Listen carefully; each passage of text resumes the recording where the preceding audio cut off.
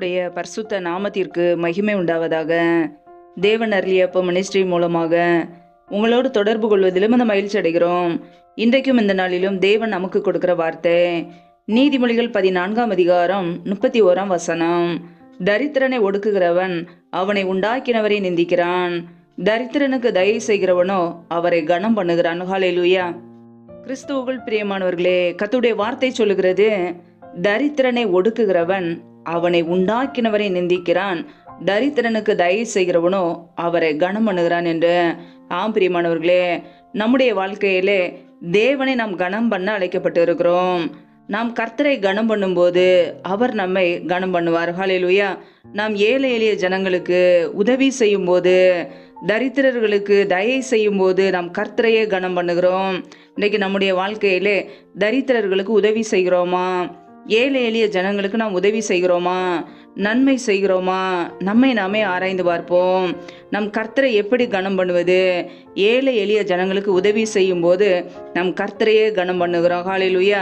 என்னை கனம் பண்ணுகிறவர்களை நான் கனம் பண்ணுவேன் என்று கர்த்தர் சொல்லியிருக்கிறார். ஆம் பிரியமானவர்களே, நம்முடைய வாழ்க்கையை ஆசீர்வதிக்கப்பட வேண்டும் என்றால் ஏழை எளிய ஜனங்களுக்கு இறங்குகிற ஒரு சுபாவம் நமக்குள்ளே இருக்க வேண்டும். தரித்திரனுக்கு தயை செய்கிறவனும் அவரை கனம் பண்ணுகிறான். ஆம் பிரியமானவர்களே, ஏழை எளிய ஜனங்களுக்கு நம்முடைய வாழ்க்கையிலே உதவி செய்கிறோமா? அவர்களுக்கு இரக்கம் பாராட்டுகிறோமா? நம்மை நாமே ஆராய்ந்து பார்ப்போம். தரித்திரனை ஒடுக்குகிறவன் அவனை உண்டாக்கினவரை நிந்திக்கிறான். ஆம் பிரியமானவர்களே, ஏழை எளிய ஜனங்களை ஒடுக்கும் பொழுது, சிறுமைப்பட்ட ஜனங்களை ஒடுக்கும் போது நாம் தேவனையே நிந்திக்கிறோம். கர்த்தருடைய பிள்ளைகள் ஒவ்வொரு நாளும் கவனத்தோடு இருக்க வேண்டும். ஒருபோதும் பிறரை அவமதிக்க கூடாது, ஏழை எளிய ஜனங்களை ஒடுக்கக்கூடாது.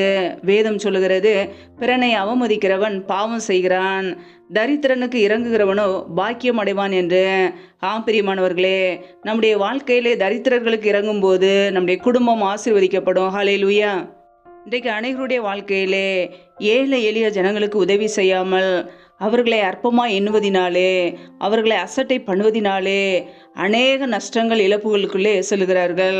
கர்த்தருடைய பிள்ளைகள் யாரையும் உள்ளத்திலே வெறுக்கக்கூடாது, யாரையும் அவமதிக்கக்கூடாது. யாரை நாம் அவமதிக்கிறோமோ நம்முடைய வாழ்க்கையில் நாம் பாவம் செய்து கொண்டு இருக்கிறோம். கர்த்தருடைய பிள்ளைகள் தரித்திரர்களுக்கு இறங்குகிறவர்களாக இருக்க வேண்டும். ஏழை எளிய ஜனங்களுக்கு உதவி செய்யும் போது, திக்கற்றவர்களுக்கு உதவி செய்யும் போது, சிறுமைப்பட்ட ஜனங்களை யோசித்து பார்த்தவர்களுக்கு நன்மை செய்யும் போது நம்முடைய குடும்பம் ஆசீர்வதிக்கப்படும். ஹல்லேலூயா. கர்த்தருக்கு பிரியமான இப்படிப்பட்ட காரியங்களை நாம் செய்யும் போது கர்த்தர் நம்முடைய குடும்பத்தை ஆசீர்வதிப்பார். ஹல்லேலூயா. வேதம் சொல்கிறது, 41ஆம் சங்கீதம் 1ஆம் வசனத்திலே, சிறுமைப்பட்டவன் மேல் சிந்தையுள்ளவன் பாக்கியவான், தீங்கு நாளில் கர்த்தர் அவனை விடுவிப்பார் என்று வசனம் சொல்கிறது. ஆம் பிரியமானவர்களே, நம்முடைய வாழ்க்கையிலே சிறுமைப்பட்ட ஜனங்கள் மீது நம் சிந்தையோடு இருக்கிறோமா? அவர்களுக்கு ஏதாவது உதவி செய்ய வேண்டும் என்ற சிந்தை நமக்குள்ளே இருக்கிறதா? அப்படி நாம் இருப்போம் என்றால் நம் பாக்கியவான்கள். சிறுமைப்பட்ட ஜனங்களுக்கு உதவி செய்யும் போது கர்த்தர் நம்மை பாதுகாப்பார், தீங்கு நாளில் கர்த்தர் அவனை விடுவிப்பார். நம்முடைய வாழ்க்கையிலே ஆபத்தான நேரங்களிலே, இக்கட்டான ஒரு சூழ்நிலையிலே, தீங்கான ஒரு நேரத்திலே கர்த்தர் நம்மை பாதுகாப்பார். நன்மை செய்யும் போது அது ஒரு நாளும் வீண் போகாது. தான தர்மங்கள் செய்யும் போது, ஏழை எளிய ஜனங்களுக்கு உதவி செய்யும் போது அது ஒரு நாளும் வீண் போகாது. அது தேவ சமூகத்தில் இருக்கும். பிரியமானவர்களே, நம்முடைய வாழ்க்கையிலே தீங்கான ஒரு நேரம் வரும்போது, ஆபத்தான ஒரு நேரம் வரும்போது கர்த்தர் நம்மை தப்புவிக்க வல்லமை உள்ளவராய் இருக்கிறார். ஹல்லேலூயா. நாம் செய்கிற உதவிகள், தான தர்மங்கள் கர்த்தர் ஒரு நாளும் மறப்பதில்லை. ஹல்லேலூயா. சிறுமைப்பட்ட ஜனங்களுக்கு, ஏழை எளிய ஜனங்களுக்கு கர்த்தர் மாத்திரமே அடைக்கலாம். ஆம் பிரியமானவர்களே, நம்முடைய வாழ்க்கையிலே ஒருபோதும் மற்றவர்களை அவமதிக்காதபடிக்கு ஏழை எளிய ஜனங்களுக்கு உதவி செய்கிறவர்களாக இருப்போம். தரித்திரரை ஒடுக்காதபடிக்கு அவர்களை நேசிப்போம். தரித்திரர்களுக்கு தயை செய்வோம், அவர்களுக்கு இரக்கம் பாராட்டுவோம், நன்மை செய்வோம், கர்த்தரை கனம் பண்ணுவோம். கர்த்தர் நம்மை ஒரு நாள் கனம் பண்ணுவார். ஹல்லேலூயா. கர்த்தர் தாமே உங்களை ஆசீர்வதிப்பாராக. ஆமென். நம்மை நாமே அவருடைய சமூகத்திலே தாழ்த்தி அர்ப்பணித்து ஜெபிப்போம். ஜெபம். எங்களை அதிகமாக நேசிக்கிற எங்கள் அன்பின் பரலோக தகப்பனே, மை துதிக்கிறோம், ஸ்தோத்திரிக்கிறோம் அப்பா. இந்த நாளிலும் கூட நம்முடைய வார்த்தைகளோடு எங்களோடு பேசினீரே, அதற்காக ஸ்தோத்திரம். ஒவ்வொரு நாளும் கனிமணி போல் எங்களை பாதுகாத்து கிருபையோடு எங்களை ஜீவனோடு வைத்திருக்கிறீரே, அதற்காக நன்றி அப்பா. எங்களுடைய தேவைகளை சந்திக்கிறீரே, நன்றி. ஒவ்வொரு நாளும் உண்ணவும் உடுக்கவும் தங்குவதற்கு இடம் கொடுத்து எங்களை பாதுகாக்கிறீரே, நன்றி அப்பா. முழு இருதயத்தோடு உமக்கு நன்றி செலுத்துகிறோம். இப்பொழுது இணைந்திருக்கிற ஒவ்வொரு குடும்பங்களையும் உடைய கரங்களிலே அர்ப்பணிக்கிறோம். என் தேவன் தாமே பாதுகாத்துக் கொள்வீராக, ஆசீர்வதிப்பீராக. ஒவ்வொரு குடும்பங்களையும் அர்ப்பணிக்கிறோம். பிள்ளைகள் என்னென்ன காரியங்களுக்காக தேவைகளுக்காக காத்திருக்கிறார்களோ எல்லாவற்றிலும் நன்மையை கட்டளையிடுங்கப்பா.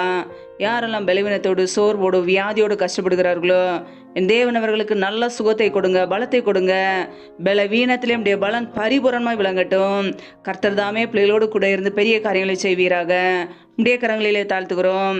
எந்தெந்த குடும்பங்களிலெல்லாம் குடும்பத்திலே சமாதானம் இல்லாமல் நிம்மதி இல்லாமல் கண்ணீர் வடிக்கிறார்களோ கர்த்தர் அந்த குடும்பத்தில் சமாதானத்தை கொடுங்கப்பா. எந்தெந்த குடும்பங்களிலெல்லாம் வேலைக்காக காத்திருக்கிறார்களோ பிள்ளைகள் படிப்புக்கேற்ற நல்ல வேலைகளை ஏற்படுத்தி கொடுங்க. எந்தெந்த குடும்பங்களிலெல்லாம் கர்ப்பத்தின் கனிக்காக ஜெபிக்கிறார்களோ கர்ப்பத்தின் கனியில் உள்ள தடைகளை நீக்கி பிள்ளைகளை ஆசீர்வதிப்பீராக. பிள்ளைகள் கர்த்தரால் ஒரு சுதந்திரம், கர்ப்பத்தின் கனி அவரால் கிடைக்கும் பலன் என்று வேதத்திலே வாசிக்கிறோம். கர்த்தர் தாமே பிள்ளைகளை ஆசீர்வதித்து பெருக பண்ணுங்கப்பா. அப்படியே கரங்களிலே தாழ்த்துகிறோம். எந்தெந்த குடும்பங்களிலெல்லாம் கடன் பிரச்சனையிலே உபத்திரவத்திலே கண்ணீரோடு ஏன் வாழ வேண்டும் என்று நிம்மதி இல்லாமல் கஷ்டப்படுகிறார்களோ கர்த்தர் அந்த குடும்பத்தை சந்திப்பீராக. குடும்ப சூழ்நிலைகளை மாற்றி ஆசீர்வதிங்க. பிள்ளைகளை கடன் கொடுக்கிறவர்களை மாற்றுங்கப்பா. தரித்திர நிலைமைகளெல்லாம் இயேசு கிறிஸ்துவின் நாமத்தினால நீங்கி போகட்டும். கர்த்தர் தாமே ஆசீர்வதிப்பீராக. கர்த்தரின் ஆசீர்வாதமே ஐஸ்வர்யத்தை தரும், அதனோட வேதனையை கூட்டார் என்ற வசனத்தின்படி பிள்ளைகளை ஆசீர்வதிங்க. அப்படி ஐஸ்வர்யத்தினால் நிரப்புங்க. எந்த வேதனைகளோ துன்பங்களோ தீமைகளோ பிள்ளைகளை தொடாதபடிக்கு வேலியடைங்கப்பா. சத்துரு கொண்டு வருகிற போராட்டங்கள், பிரச்சனைகள், தீமைகள், மரண பயங்கள், இருளின் அதிகாரங்கள், ஆபத்துகள், நாச மோசங்கள், தீமைகள், விக்னங்கள் எல்லாவற்றிற்கும் விலைக்கு பிள்ளைகளை பாதுகாத்துக் கொள்ளுங்க. ஒவ்வொரு குடும்பங்களையும் உடைய கரங்களிலே அர்ப்பணிக்கிறோம். கர்த்தர் ஆசீர்வதிப்பீராக. முற்றிலுமாக தாழ்த்தி ஜெபிக்கிறோம். இந்த இரவு நேரத்தில் இன்பமான நித்திரை கொடுங்கப்பா. சொப்பன தரிசனங்களோடு எங்களோடு கூட பேசுங்க. வரப்போகிற காரியங்களை குறித்து வெளிப்படுத்துங்க. அதிகாலையிலிருந்து தேவ சமத்திலே காத்திருக்க கிருபதாங்க. முற்றிலுமாக தாழ்த்தி ஜெபிக்கிறோம். எல்லா துதி கன மகிமையெல்லாம் ஒருவருக்கே செலுத்துகிறோம். ஏசு கிறிஸ்துவின் மூலம் ஜெபிக்கிறோம் ஜீவனுள்ள நல்ல பிதாவே, ஆமேன். கர்த்தர் தாமே உங்களையும் உங்கள் குடும்பங்களையும் ஆசீர்வதிப்பாராக. ஆமேன். Thanks for watching. Please subscribe our channel. Click the like and share. Click the bell. God bless you.